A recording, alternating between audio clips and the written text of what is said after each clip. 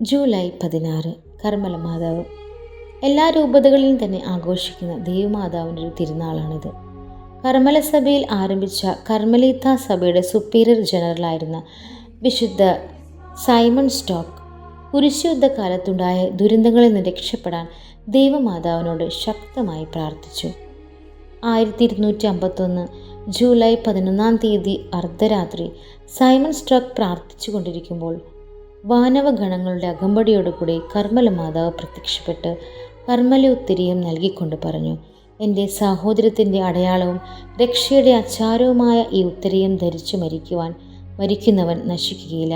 മാത്രമല്ല, കൃപാവരങ്ങളുടെ രാജ്ഞിയായ ഞാൻ ശനിയാഴ്ച തോറും ശുദ്ധീകരണ സ്ഥലത്ത് ഇറങ്ങിച്ചെന്ന് ഉത്തരീയം ധരിച്ചിട്ടുള്ളവരിൽ ചില വ്യവസ്ഥകൾ പാലിക്കുന്നവരെയുമെല്ലാം മോചിപ്പിക്കും.